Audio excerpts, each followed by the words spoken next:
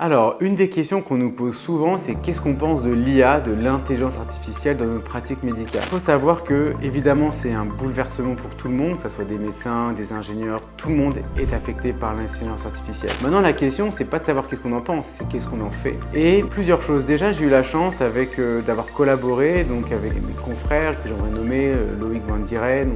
J'ai collaboré avec le MIT et Harvard pour pouvoir un peu étudier comment marche un algorithme. Alors, dans ma spécialité, nous, on voulait étudier l'IA dans le cadre du mélanome pour savoir est-ce qu'on peut faire confiance à l'IA dans la détection du mélanome. Et donc, on a écrit une review qui est valable online sur European Journal of Dermatology pour pouvoir comprendre comment marche la détection des mélanomes à travers l'IA. Et donc, vous trouvez tout ce papier-là sur Internet. Et c'est vrai que plus on travaille sur ce sujet, plus on se dit mais c'est un outil qui ne va pas remplacer le médecin, mais qui va être une aide absolument indispensable. Aujourd'hui, on a de plus en plus de patients, il y a de moins en moins de médecins et il y a un vieillissement de la population extrêmement important. Et donc avoir des outils qui peuvent nous aider dans notre pratique, eh bien, il faut les considérer. Aujourd'hui, je travaille avec le docteur Assouline chez Maison Abeille et justement, on a mis l'IA au cœur de notre pratique. Comment? Eh bien, le docteur Assouline est un médecin généraliste, dermatoscopiste qui va pouvoir dépister des lésions et avec l'aide de la télé-expertise dermatologique, on a des dermatologues sur qui on travaille tous les jours, eh bien, si on a des lésions suspectes, eh bien, on va pouvoir les enlever.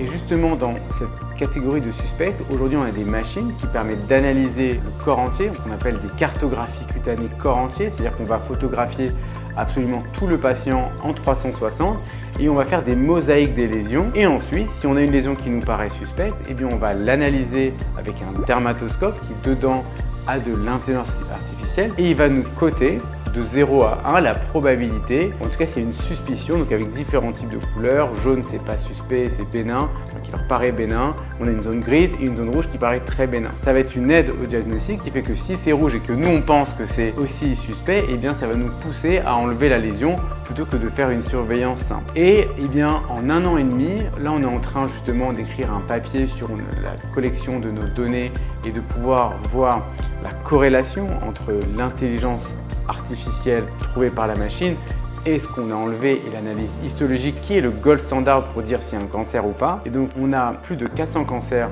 qui ont été enlevés en quasiment 2 ans. Et on va faire une corrélation entre ce score et ce score histologique. Mais déjà, d'après nos études préliminaires, c'est extrêmement encourageant. Et c'est une vraie aide de diagnostic. Donc la question de l'IA, c'est est-ce que c'est utile pour le patient? Oui. Et le médecin? Oui. Est-ce que ça va remplacer un médecin? Probablement non, parce que heureusement, un médecin n'est pas simplement le fait de dire faut faire ci, faut faire ça, il y a derrière un accompagnement. Vous savez, quand on est médecin, on ne traite pas une pathologie, on traite un patient qui a une pathologie. Et donc c'est pour ça que si on a des outils qui nous aident à justement avoir un diagnostic plus précis et avoir un traitement plus précis, eh bien ça, il faut le considérer et le mettre dans notre pratique. On est vraiment au début de ce genre de pratique, mais c'est vrai que je vois tous mes confrères l'utilisent pour différents types de spécialités et c'est à nous tous, et là je ne parle pas seulement aux médecins ou aux patients, mais à toutes les spécialités qui ont aussi lieu à travers le patient, que ce soit les kinés, les infirmières, etc.